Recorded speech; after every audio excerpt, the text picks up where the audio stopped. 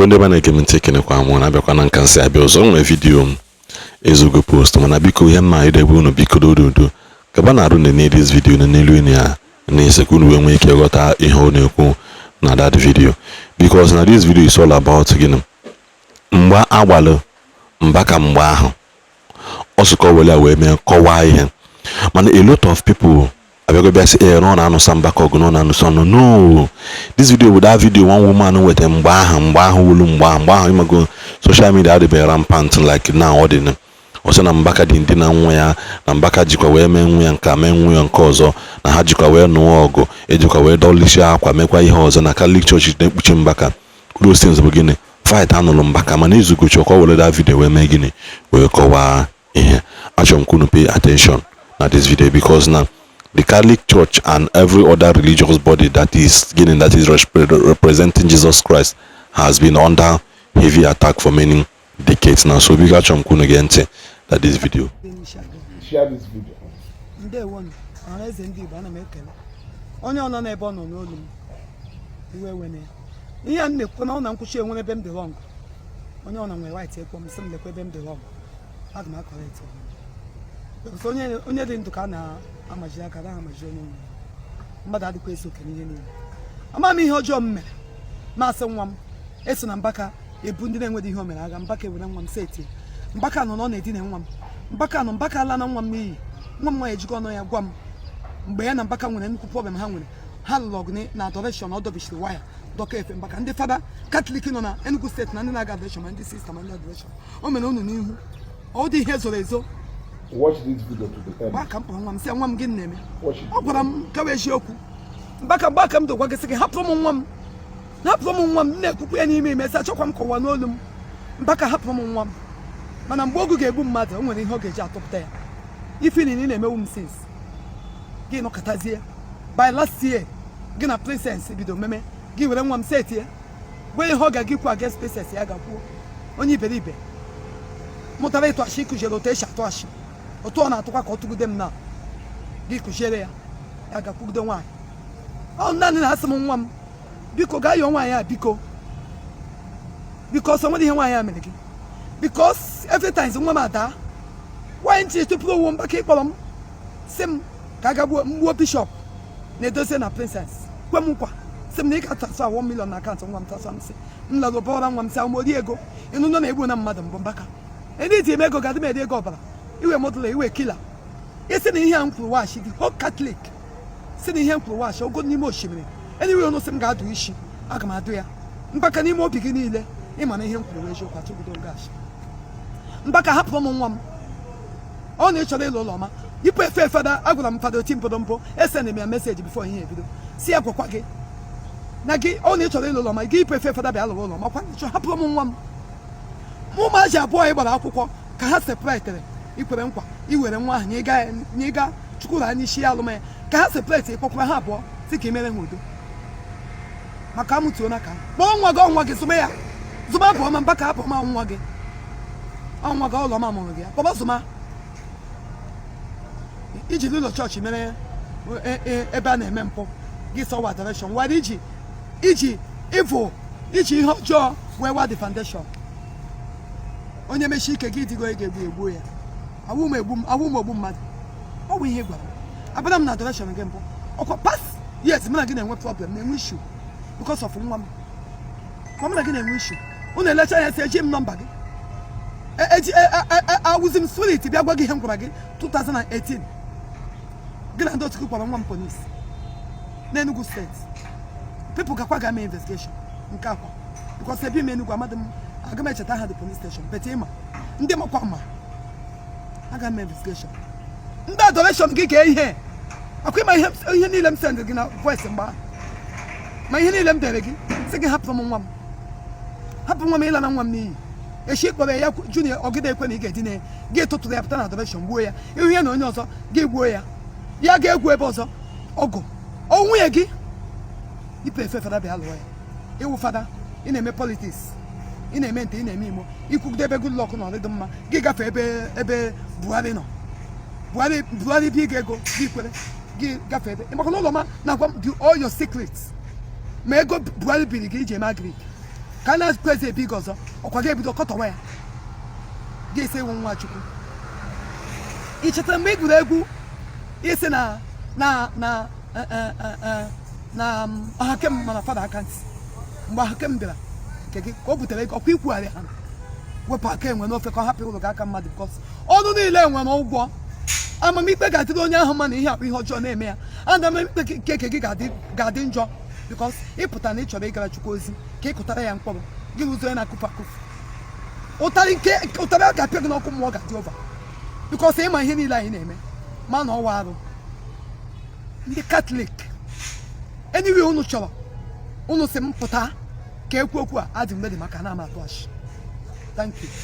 I come gather for come to the weather. Okay. Okay. Mama, I say. Na governor Enugu State Saga go motor. Mama governor Enugu State. I'm a monyo. Bishop 10 kobo ya, 5 kobo ya. Ahunam. Ejike Mbaka. Oh na me do dia ga hom. Baka na na that 1 million. La kuku ba ngam ga do what? Kam na de do dia ga hanana ngia. Adi me do dia ga. Ngo te crayfish she ho zuru moju ma afọ. Menwe udo n'obim. Because when I'm one agwa man be na when can agwa na ka na eme adị mma. Nke ajụ ahụ gasị gị mere gawa.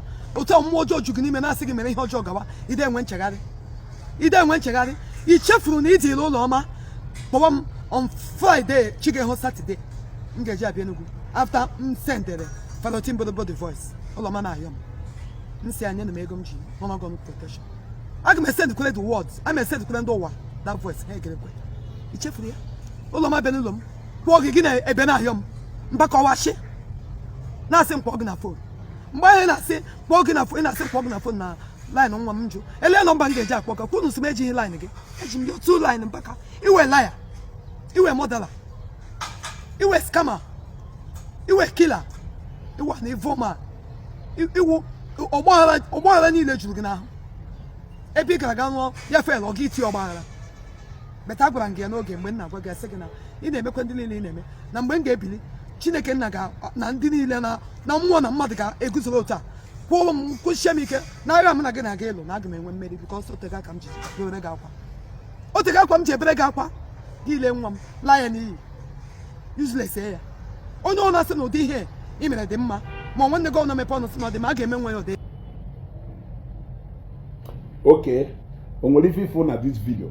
Now, I'm not saying that this allegation was you. Now this, because I call it allegation. Of course, I don't know how they managed to sort out this issue. I don't know how they managed to settle this problem. But what I'm saying is that from the adoration side, it was said that none the mother follow this woman who behave in this manner against her own daughter.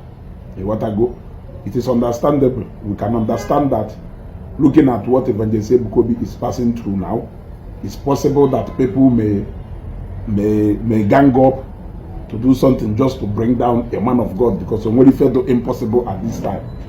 But where I have challenge, however, is how can we be able to believe this? How are we able? Like, if we can believe that Nefa is set up, if we can believe that people were paid to do this job, why would you do that adoration difficult?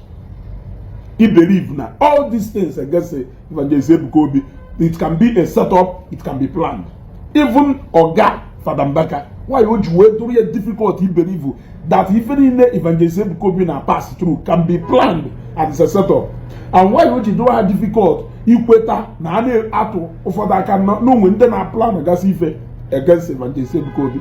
Onwe nka epulu email owo na imeghe ikwuo na imeghe because some video some may post that video we answer a lot of things about why insulting a priest, why alleging against a priest, why are you people talking down on a priest.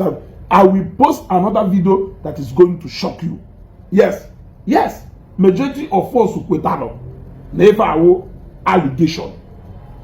Now, one media hirat from Enugu posted a video where Evangelist Ebuka Obi was cautioning people about insulting a man of God, insulting Father Mbaka, a priest of God, and all that. He posted that video. Evangelist Ebuka Obi was making reference to this particular video. Do you know that what Evangelist Ebuka Obi was responding then was to this video and allegation and scandals there? He stood ground for Papai Nelugu. He stood ground for him, not minding the scandals. Could this be, what can be more scandalous in even in Apollo Evangelist Ebuka Obi compared to this one? Yet he stood for him that Nefa was a plan there. And all of us believed that not a plan there. Now they got to the point of Ebuka Obi. Now allegation. Ejo, how can you say that now when you know that you pass through the worst? I'll say it. If there is anybody who should be in the shoes of Evangelist Ebuka Obi at this particular time, understanding what is passing through, understanding the kind of conspiracy people want to make against him, it should be Papa from Enugu, because he passed through worst one then than Evangelist Ebuka Obi. So if he is pretending to be insensitive about what Ebuka Obi is passing through, then a man will come miri so we ban opi ogogo. A man will eziokwu do na some certain things a na-ekwu. Because if according to him, people can go to the length of doing this just to tarnish his image, then make away close so down adoration Enugu. What is it that people have done to Evangelist Ebuka Obi that can be compared to this scandal of this woman accusing him of Igbo mad? Of Igbo mad no nyerege ko jegbo mad. Now what is the fate of this woman? Kerife ogechi kwulu that can be compared to ife nwanyị akwulu. Mgbe ọwụ na nwanyị a wolo amome ife ya the condition of this woman. Amome bon, amome ebe the woman no. But the woman up to today, ukwugo onye diri ife okwuru. Or confess na onye diri ife okwuru. What is her condition? Okadondo, onwuranwu, kelebe ndị niile do involved in this saga, because on na chief BBC. Kele ife melonya, and can you compare what this woman said to Ivo Gechukwu? Unaya go on eziokwu. What eziokwu? Now, I know that, of course, all you demand the apology from this woman. Man, I can demand the apology from this woman, or what this woman nyapuo onye diriye. It's a question. Give this woman no melo. Nkogechi melo olurie. I'm asking you a question. Open ake nwenofe before aka mmadu. I'm asking if I melo no weziokwu. That is not what I'm talking about. What I'm saying, if we all can believe that this is a conspiracy, now plan or effort, no way people plan or effort targeted to close down adoration. Can you patana no yeji if it was out Zion? They preach in a pulpit when he knew how far people can go to tarnish somebody's image. How far people can go to work on closing down a ministry. Why is he being insensitive to what people are planning against Evangelist Ebuka Obi? Except no money for my yamaho. Share this video. This video is not all about even when you vida. This video is about us believing that Nefa a conspiracy and a plan. And why is it difficult for them to comprehend the fact that people are also doing the same thing to Evangelist Ebuka Obi? Or a Jew will they preach. Will they send the message and I reply on Twitter? Measure to the point of I will bury Kochu or a bury bishop or a bury father. On the video some may play alone after this. Kono water. Onyago will look out. Onyago will look out. Share this video.